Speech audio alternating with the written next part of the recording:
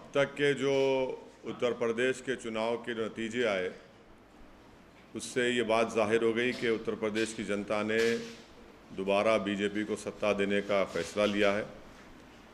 ये जो फ़ैसला लिया गया हम इसकी इज़्ज़त करते हैं। ये आवाम का और जनता का फ़ैसला है और साथ ही साथ मैं अपनी पार्टी के अध्यक्ष जनाब शौकत अली साहब का और पार्टी के उत्तर प्रदेश के तमाम ज़िम्मेदारों का और जो हमारे पार्टी के मेंबर्स जो महाराष्ट्र से और कर्नाटका से हैदराबाद से जाकर वहाँ पर कई महीनों से मेहनत किए, मैं उन सब का शुक्रिया अदा करता हूँ। मैं उत्तर प्रदेश की जनता का भी शुक्रिया अदा करता हूँ कि जिन्होंने हम पर एतमाद किया और हमारे प्रत्याशियों के हक़ में अपने वोट का इस्तेमाल किया। मैं शुक्रिया अदा करूँगा जनाब बाबू सिंह कुशवाहा साहब का जो जन अधिकार पार्टी के अध्यक्ष हैं, और भागीदारी परिवर्तन मोर्चा में जितने पार्टियां शामिल थे उन सब का शुक्रिया अदा करूँगा। और फ़ैसला जो भी नतीजा आया है, हमारी कोशिशें मेहनतें बड़ी थी मगर वो फ़ैसला जैसा हम चाह रहे थे नहीं आया, मगर हम दोबारा मेहनत करेंगे, दोबारा और हमारी जो कमज़ोरियाँ हैं उसको दूर करेंगे और मुझे यकीन है कि आने वाला मुस्तक़बिल उत्तर प्रदेश में हमारी पार्टी मजलिस इत्तेहाद मुस्लिमीन के लिए बहुत बेहतर साबित होगा। तीसरी बात यह है कि जो पॉलिटिकल पार्टीज़ अपनी नाकामी को छुपाने के लिए ईवीएम का चीख पुकार कर रहे हैं, मैंने 2019 में भी कहा था कि गलती ईवीएम की नहीं है, गलती जो लोगों के दिमाग में जो चिप डाल दी गई है वो उसकी बहुत बड़ा रोल अदा कर रहा है। और चौथी बात यह है कि कामयाबी हुई है ज़रूर, मगर ये 80-20 की कामयाबी है। हम अपना काम करते आए, पहले से करते रहेंगे और बस मुझे यही कहना है कि हम लोग काफ़ी मेहनत किए, बहुत अच्छी मेहनत की, दिलो जान से हम लोग, हमारे पूरे पार्टी के ज़िम्मेदारों ने मेहनत की। मैं उन सब का शुक्रिया अदा करता हूँ, बल्कि उनसे ये भी अपील करूँगा कि अपने हौसलों को बुलंद रखिए। कल से हम फिर अपने काम पे लग जाएंगे और यकीनन मुझे यकीन है कि आने वाले जो विधानसभा के इलेक्शन होंगे उसमें हम और अच्छा करेंगे, हमारे कमज़ोरियों को, जो भी कमज़ोरियां सामने आएंगी उसको दूर करेंगे। सर, आपने बोला 80-20 की कामयाबी है, इसका मतलब क्या है? ये आपका कहना है कि पार्टी का जो मकसद है, कई हमारे मकासद हैं, कई ऑब्जेक्टिव्स हैं, उसमें एक बड़ा ऑब्जेक्टिव ये भी है कि एक पॉलिटिकल लीडरशिप बने। अब अगर आप इस तरह से ये पैगाम देंगे तो फिर आप सिर्फ वोट डालने वाले बन जाते हैं, वोट लेने वाले नहीं बनते हैं आप, और आप एक झुंझुना बन जाते हैं। अब मिसाल के तौर पर ये जितने भी अभी तक नतीजे आए, जो रिज़ल्ट्स आया, जो बड़ी बड़ी बातें कर रहे थे लोग कि ये इनका और ट्रांसफ़र होगा, उनका और ट्रांसफ़र होगा, ट्रांसफ़र कुछ भी नहीं हुआ। और जो लोग झूठे दावे पेश कर रहे थे, जो लोग सब्ज़, उर्दू का लफ्ज़ बोल रहा हूँ, सब्ज़ बाग दिखा रहे थे, वो सब तो सब मालूम हो गया कि किसका वोट कहाँ पर गया, किधर गया।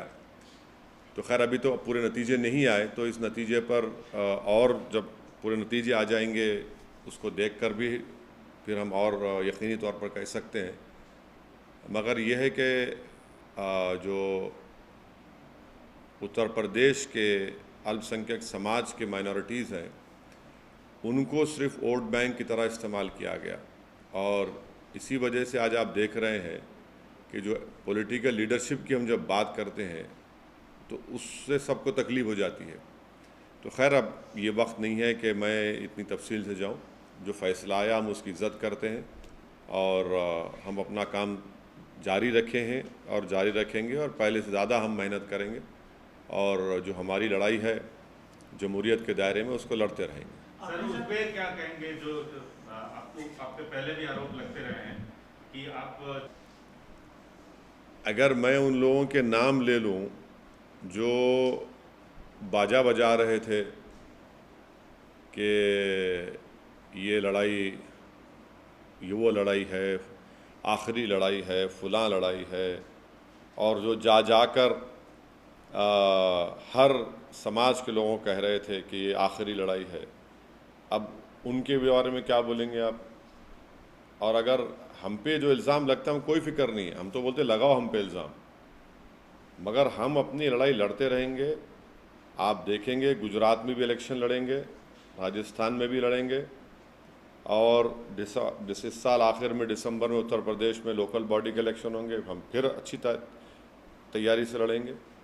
हमारा काम हम करते रहेंगे। मगर उत्तराखंड में क्यों जीत गई बीजेपी, गोवा क्यों जीत गई, मणिपुर क्यों जीत गई, तो इससे कोई ताल्लुक़ ही नहीं है। देखिए हमारी लड़ाई पॉलिटिकल लीडरशिप की लड़ाई है, पॉलिटिकल लीडरशिप को क्रिएट करना है।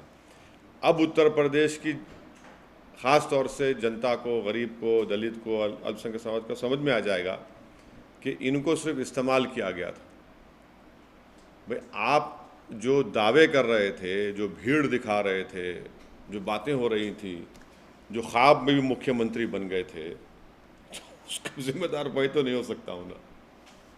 सर, आप बोले कि वोट बैंक की तरह इस्तेमाल किया जाता है, खास तौर से माइनॉरिटी को, और आप अपनी जो स्पीचेज में बार बार इस बात की अपील कर रहे थे। मैं अपनी स्पीचेस का हवाला, अच्छा किया आपने ये सवाल किया। मैंने तो अपनी स्पीच में कहा कि समाजवादी अलायंस बीजेपी को नहीं हरा सकता, तो उस वक्त भी लोग बड़े नाराज़ हुए। ऑन रिकॉर्ड मेरे स्पीचेस आप देखिए, यूट्यूब पे हैं। मैं तो बात कह रहा हूँ, कह चुका हूँ, बात कह चुका हूँ। मेरा सवाल मुख्तलिफ था। हाँ, मेरा सवाल ये था कि आप चुनाव तो लड़ रहे थे, लेकिन एक और लड़ाई लड़ रहे थे बकौल आपके कि मुस्लिम जो कम्युनिटी है उसको वोट बैंक की तरह अब तक इस्तेमाल करती आई है पॉलिटिकल पार्टी, का अपना लीडरशिप होना चाहिए। तो क्या आपको नहीं लगता कि उस जनता से जिससे आप अपील कर रहे थे उसने आपको डिसअपॉइंट किया इस रिजल्ट से? नहीं, देखिए मैं उनके फैसले की इज़्ज़त करता हूँ, एहतराम करता हूँ, वो उनका इख्तियार है किसी को वोट देना दें। मगर अब दोबारा तो हम उम्मीद करेंगे कि दोबारा तो उनको ठगा नहीं जाएगा ना। अब दोबारा यही बात उनसे नहीं कही जा सकती, क्योंकि उन्होंने देख लिया, उन्होंने आजमा कर देख लिया कि भाई 4 इलेक्शन अब आप हार चुके हैं, 14, 17, 19 और 22, ये 4 इलेक्शन अब हार चुके हैं। तो अब हम उम्मीद करते हैं कि वो अपना, उनका ही फैसला है, मगर वो अब की बार जब आइंदा पार्लियामेंट के इलेक्शन होंगे उत्तर प्रदेश में या म्यूनसिपल इलेक्शन होंगे, वो हमारी इस बात पे गौर करेंगे। हमको मालूम है कि हमारी बहुत सी बातों को लोग उस पर गौर किए, मगर एक जो चलाया गया था प्रोग्राम पूरा, वो प्रोग्राम तो नाकाम साबित हो गया। सर, यूपी में पहले कहा जाता था कि एमवाई समीकरण चलता है, इसमें याद हो, लेकिन इस बार ये कहा गया है कि एमवाई समीकरण चला है वो भी महिला और योजनाएं। कोई नहीं, सुनिए, नहीं, एक मिनट, और प्रधानमंत्री के चलते ही एमवाई किसके लिए चलता था? एमवाई किसके लिए चलता था बताइए? कौन सी पार्टी के लिए चलता था एमवाई? यहाँ तो खाली एम ही है ना, वाई कहाँ है यहाँ पे?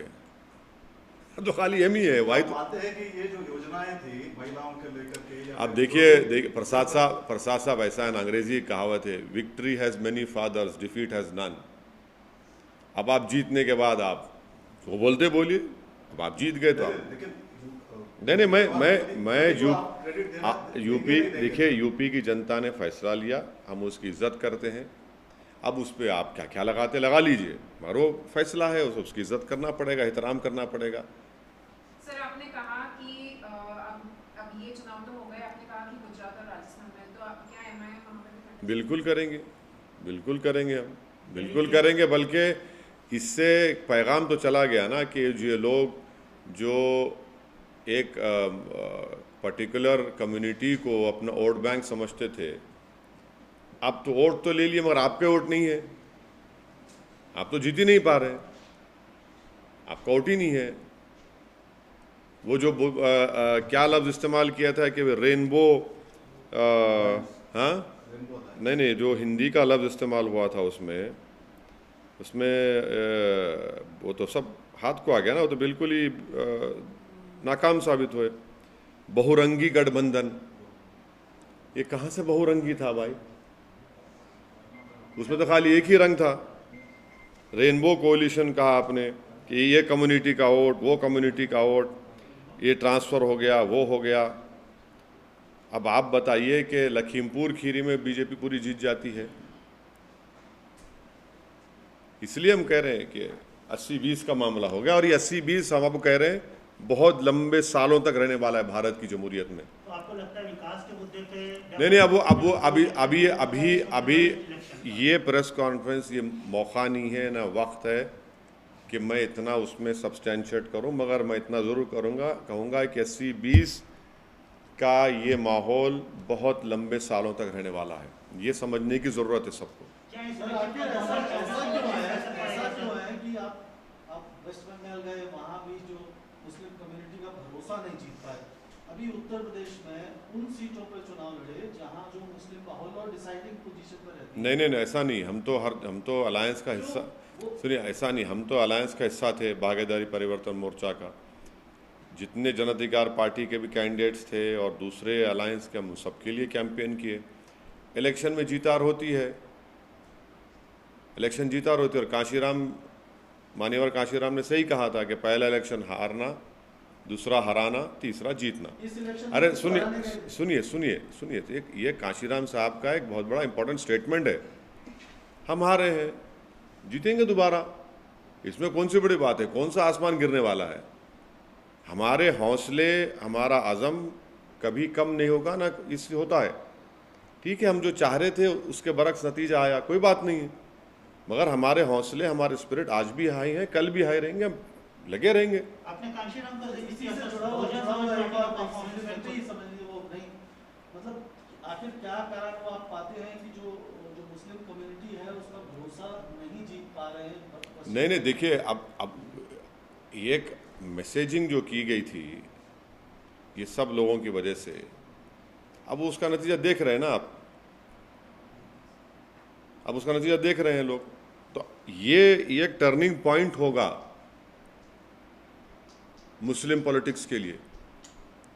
ये यहाँ पर मालूम हो जाएगा कि भाई जो दावे कर रहे थे उन्हीं के पास कुछ है ही नहीं, वो खुद बिल्कुल खाली पड़े हुए हैं, सिर्फ दावे कर रहे थे। अगर उनके दावे सही साबित होते तो कुछ तो उनके पास बचता, उनके पास कुछ नहीं बचा। तो हिजाब का मामला किसको फायदा किया और किसको नुकसान किया? देखिए, हिजाब का मामला मैंने कहा था अपने भाषण में, ये संविधान के फंडामेंटल राइट का इशू है। इलेक्शन हो, चुनाव हो ना हो, जहाँ पर फंडामेंटल राइट्स का वायलेशन आएगा वहाँ पर बोलना पड़ेगा। लेकिन वो इशू अगर चुनाव नहीं होते तो आप समझते हो इसी खाऊं बढ़ जाता। आप गलत सोच रहे हैं। आप, ये मेरा फंडामेंटल राइट है, संविधान को प्रोटेक्ट करना मेरी आपकी जिम्मेदारी है, मैं बोलूँगा बराबर। मगर ये बोलना कि इसमें आया, भाई अगर नहीं आता तो भी हम बोलते बराबर। 80-20 के नैरेटिव में क्या ये काम आया सर? नहीं, 80-20 का नैरेटिव अब आपको बताएंगे आराम से, अभी आज की प्रेस कॉन्फ्रेंस हो जाए। आप बोल रहे हैं कि जो मैसेज दिया गया था तो आपका इशारा कहीं न कहीं जमात के जो नुमाइंदे हैं, चाहे वो मेरा इशारा किसी, लीडर हो, नहीं, मेरा इशारा किसी के ऊपर नहीं है। जनता समझ जाएगी। मैं आप जिसका समझ रहे हो वो नहीं, वो गलत है, वो नहीं। आप कह रहे हैं कि ये जो 80-20 का जो नैरेटिव है, This is going to stay for a very, very long time. This is the crass reality which everyone will have to accept. At the same time, the story of the day is also coming from Punjab, where Kejriwal has sort of in a way created history, and he has made it amply clear that he is going to stitch up a national front, which may not be possible without the support of other players. And here we're talking about TRS Chief Minister KC. You know what? One of the MLAs of that party had talked about my chief minister. He has used some offensive words against him, unparliamentary, derogatory words. I don't want to repeat it in a press conference, but that is for them and the other parties to decide. But would you throw in No. No, madam. My objective is to create a political leadership. That I'll try to do my best, and it will be created. but any concerted effort? We'll see. It is too early. It is too early to talk about it. Sir आप sir, कई लोगों ने EVM पे सवाल उठाए, आप उस पे क्या कहना मैं तो 2019 में आपको प्रेस कॉन्फ्रेंस में बोला था कि ईवीएम गलत है, ईवीएम में कुछ नहीं है, दिमाग में चिप डाल दी गई है 80-20 की, अब वो चल रहा है। ईवीएम गलती ईवीएम की नहीं है, बुलडोजर का कितना असर पड़ा सर? कुछ भी नहीं है। गलती जो है ईवीएम की नहीं है, गलती जो दिमागों में डाल दिया गया है उसी के ऊपर मामला चल रहा है पूरा। How do you view the Congress's performance in Uttar Pradesh and other states? Congress खत्म हो गई सर। अभी कांग्रेस, बीएसपी, बहुजन समाज पार्टी, कांशीराम का आप उदाहरण दे रहे थे, लेकिन उनका जो कहना है वो रिवर्स में हो रहा है। नहीं, मैं इस बात को नहीं मानता, और बड़ा हमारे लोकतंत्र के लिए बड़ा अफसोसनाक दिन होगा अगर बीएसपी ख़त्म हो जाएगी, तो बड़ा अफसोसनाक दिन होगा। और मुझे यकीन है कि बीएसपी ख़त्म नहीं होगी। हमारे लोकतंत्र के लिए, जमहूरियत के लिए वो पार्टी का रहना बहुत ज़रूरी है। इस वक्तव्य को, कांग्रेस इस स्टेटमेंट को, कांग्रेस के बारे में नहीं, मैं कांग्रेस के गांधी, प्रियंका गांधी, अब मैं उसके उनके बारे में मैं क्यों बोलूं भाई, खामखा उनको क्यों इज्जत बख्शूं मैं अपनी ज़बान से उनका नाम लेके उनके बारे में बोल के। सर आप बीएसपी के हाँ? बारे में Have they become a liability? It is for that party to decide. How can I comment on it? I cannot comment on one political party's internal strife or differences. It is not my job to comment on it. It is for that party to decide what they need to do for themselves. Sir BSP के बारे में जो अभी आपको नहीं देखिए इसको नहीं देखिए सवाल पूछ लेंगे। नहीं सुनिए, मैं समझ गया आप कहाँ से आ रहे हैं। मैं आपको बता रहा हूँ कि भारत की लोकतंत्र के लिए बीएसपी का एक बहुत बड़ा रोल रहा है, और हम उम्मीद करते हैं कि वो पार्टी रहेगी, मजबूत रहेगी। हाँ, यकीनन आज का नतीजा देखकर तो आप कमज़ोरी दिखकर आती है हमारी भी सबकी, मगर बसपा की ज़रूरत है, और हम उम्मीद करते हैं कि जो जिम्मेदार हैं लोग देखेंगे और करेंगे उसको। आपको जरूरत है शायद भविष्य में, इसलिए नहीं, देखिए आप हर चीज़ को हमारी ज़रूरत मत समझिए। हर चीज़ को हम अपने उससे इंटरेस्ट से देखते हैं, मगर एक बात को तो मानना पड़ेगा ना कि उस पार्टी ने बड़ा रोल अदा किया डेमोक्रेसी को मजबूत करने के लिए। सर आप बोल रहे हैं कि जो मैंडेट है आप उसका सम्मान करते हैं, तो जो मैंडेट है वो मोदी का जो मॉडल है उसके फेवर में है। क्या आप मानते हैं कि मोदी मॉडल जो है वो सक्सेसफुल फिर से हुआ है और सस्टेन कर रहा है देश में? पंजाब में नहीं, पंजाब में क्या हुआ? पंजाब में तो कुछ नहीं कर सके। पंजाब में कहाँ थे वो? अच्छा, नहीं थे कभी पावर में नहीं थे ना। अच्छा। सर, पावर में। अच्छा, मैं समझा कि शिरोमणि अकाली दल साथ थी ना बीजेपी की। लेकिन बाकी 4 राज्यों में तो सर असर देखिए। अब भैया अंग्रेजी कहावत है, victory has many fathers, defeat has none. Sir आप 85 रैलीज करे, 2 महीने तक हैदराबाद में नहीं आए। नहीं आया, बीच में आया। लेकिन तो क्या एक पर्सनल लेवल पे लगता है सर, बिकॉज मेहनत करके कभी कभी फल नहीं मिलता है। अरे आप लोग मेरी पार्टी की हिस्ट्री जानते ना मेरी हिस्ट्री जानते। मैं एक सिंगल एमएलए था मेरी पार्टी का, फिर हम लोग बड़े, एक ही एमएलए था मैं, हम लोग एमपी का इलेक्शन, 2 एमपी इलेक्शन थे 96-98 का। तो क्या कमियां रह गई? क्या अरे रही होगी भाई, कुछ ना कुछ होगा, हम उस पर देखेंगे, मगर मेहनत के एतबार से हमारा उत्तर प्रदेश का यूनिट, शौकत अली और जितने हमारे जिम्मेदार हैं बहुत मेहनत की, तो यकीनन कहीं ना कहीं कमज़ोरी होंगी, देखेंगे उसको, मगर इससे हमको कोई मायूसी नहीं है। Sir, do you still feel that Muslims in other parts of the country see you as an outsider? See, that is not, they don't see me as an outsider. They see me as a person who is fighting to create a political leadership and to ensure that everyone gets their hissedari or their share in Indian democracy. These are part and parcel of our life, ups and downs are part and parcel of our life, and to me, for me tomorrow is the next day, is the next challenge. I'll take it up. I'll go ahead. Big takeaway is that the amount of love and affection I have received once again from the people of Uttar Pradesh. I'm thankful to them, irrespective of caste and religion. Wherever I have went, the affection and love which has been shown to me, showered on me, that I will treasure it for the rest of my life. Casting of vote is a personal decision. That we have to respect them. Delhi municipal corporation के चुनाव MCD के हाँ लड़ेंगे, बिल्कुल लड़ेंगे, पूरी तैयारी कर रहे हैं हमारे कलीम साहब कलीम हफीज़ साहब लड़ेंगे, चुनाव लड़ेंगे। सर, आप पूरे देश में बीजेपी के खिलाफ लड़ रहे थे। आम आदमी पार्टी ने जो परफॉर्मेंस किया है, केजरीवाल को आप बधाई देना चाहेंगे? नहीं, पंजाब की जनता ने फैसला लिया है, वो भी एक वर्डिक्ट है, उसका सबको एहतराम करना चाहिए। हम उम्मीद करते हैं कि पंजाब और मजबूत हो। हम उम्मीद करते हैं कि पंजाब एक हमारा बॉर्डरिंग स्टेट है, वो एक आम प्रदेश की तरह नहीं है, उसके अलग चैलेंजेस हैं। और जब जनता ने फैसला दिया है तो उसको एक्सेप्ट करना पड़ेगा। आप बधाई देंगे केजरीवाल?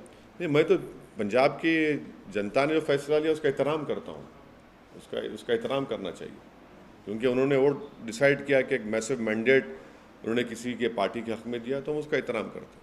सर, इससे थोड़ा सा ये इस इलेक्शन के जो रिजल्ट्स आए हैं, इसका जो संभावित फेडरल फ्रंट और something minus BJP minus Congress का एक, अरे मेरे से क्यों पूछ रहे हैं?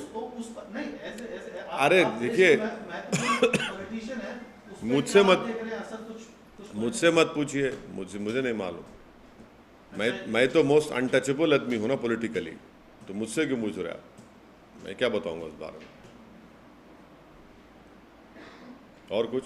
सर, एक सवाल है। जरूर। राष्ट्रपति चुनाव को लेकर अभी से माहौल बन रहा है, अपने सीएम साहब भी उसके लिए एक तरह से मेहनत कर रहे हैं। अगर कोई बीजेपी के खिलाफ सारी पार्टियां मिलकर अगर मेरी देखिए, मुझे आपसे मालूम हो रहा है कि हमारे मुख्यमंत्री इस तरह का प्रयास कर रहे हैं, मुझे नहीं मालूम। मैं जिस दिन हमारे मुख्यमंत्री से मिल लूँगा, मुझे टाइम देंगे मिलने का, तो मैं उनसे पूछ लूँगा। मगर जब वो टाइम जब देंगे, मेरी जब मुलाकात होगी मोहतरम वज़ीर आला तेलंगाना से, तो मैं उन मोहतरम से पूछ लूँगा। अभी तो मेरी बहुत अरसे दराज से मेरी उनसे मुलाकात ही नहीं हो पाई, वो बहुत मसरूफ़ हैं।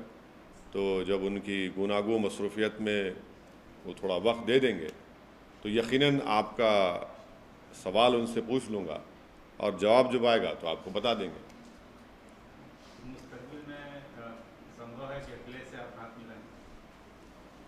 ठीक है, देखिए, मुस्तकबिल में क्या होगा मुझे नहीं मालूम, मगर हम ये कह रहे हैं कि अब आज के इस फैसले के बाद तो हमारी जितनी बातें हम कह रहे थे वो सब सच साबित हो गई, वो सच साबित हो गई। अब ये देखना है कि वो अपनी विधानसभा की सीट पर रहते हैं या फिर वो आजमगढ़ की अपनी पार्लियामेंट सीट छोड़ते हैं। हम तो पार्लियामेंट का इलेक्शन भी लड़ेंगे उत्तर प्रदेश में। सर, आपने एक बात कही कि सिर्फ एम रह गया, वाई नहीं, वाई कहाँ चला गया? नहीं, प्रसाद साहब ने MY की बात की थी, सिर्फ एम, तो हम तो बोले, हम ये कह रहे हैं खाली M ही रह गया है, वाई नहीं मिला। वाई तो मैदान जंग से गायब हो गया। मोहब्बत में हम ही खड़े हो गए, और जो हमको मैदान में लाए, जंग के मैदान में छोड़ के भाग गए हमको। समाजवादी आप पार्टी के डायरेक्टली ये कहना चाहते हैं कि नहीं, समाजवादी पार्टी को यादवों ने सपोर्ट नहीं, अब देखिए, डेटा आएगा, मालूम हो जाएगा, आप डेटा आएगा। मगर हम तो यही कह रहे हैं ना भाई, नहीं, ये जो लफ्ज़ इस्तेमाल किया आपने, वो क्या था कोalition, वो बहुरंगी गठबंधन, एक ही रंग नजर आ रहा था इसमें। तो अभी तक तो रिजल्ट जितनी आए हैं एक ही नहीं, देखिए, अभी इसको आप एक रंग वंग मत दीजिए, रंग नजर तो एक ही आ रहा था। सर, स्टेट बीजेपी का कहना है कि यहाँ पे आने वाले इलेक्शन के अंदर बुलडोजर चलाएंगे, क्या उसका? हाँ, स्टेट बीजेपी लीडरों का कहना है कि यहाँ पे आने वाले इलेक्शन में बुलडोजर। देखिए, चंद्रशेखर राव जो है एक ज़िद्दी किस्म का आदमी है, ये बातें नहीं करना यहाँ पे, समझे ना। अब यहाँ पे क्या चलाएंगे, कैसा चलाएंगे, वो मालूम हो जाता। मगर अब वो आप जीत गए उत्तर प्रदेश, सही है। बल्दिया के इलेक्शन में आए थे ना, सब आए थे। लेकिन परफॉर्म भी तो किया सर। हाँ, परफॉर्म किए, फिर उसके बाद क्या? अरे तो छोड़िए ना, वो तो कांग्रेस, जहाँ कांग्रेस का वैक्यूम पैदा होता है फिल कर लेते। इसका मतलब बीजेपी के पास चांस भाई, जहाँ हमारे जितने नंबर से हम रिपीट किए, अंडर एस्टिमेट मत करो आप चंद्रशेखर राव को। और अच्छी बात यह है कि चंद्रशेखर राव अब जो एक्टिव हो गए ना, वो बड़ा चेंज है उनमें, और उम्मीद करते हैं कि वज़ीर आला ऐसी एक्टिव रहेंगे, ऐसी एक्टिव रहेंगे अब आइंदा असम्बली के चुनाव तक। मतलब उससे पहले इलेक्शन होगा। नहीं, वो कब कराते वो नहीं मालूम मेरे को, वो मेरे को नहीं मालूम, आपको मालूम है तो बताइए, हम भी तैयारी शुरू कर रहे थे जल्दी। मेरे को तो नहीं मालूम, बट हम तो उम्मीद करेंगे कि हमारे वज़ीर आला जो एक्टिव आज है, उन्हें एक्टिव रहना, बस एक्टिव रहना, और थोड़ा उन्हें पब्लिक से मिलना भी, थोड़ा जितने उनके MLA से तो टाइम निकाल लिए, थोड़ा मिल लिए तो अच्छा रहता, क्योंकि TRS में एक ही फेस है, वो TRS में एक ही चेहरा है बस, वो दूसरे कोई चेहरे नहीं है।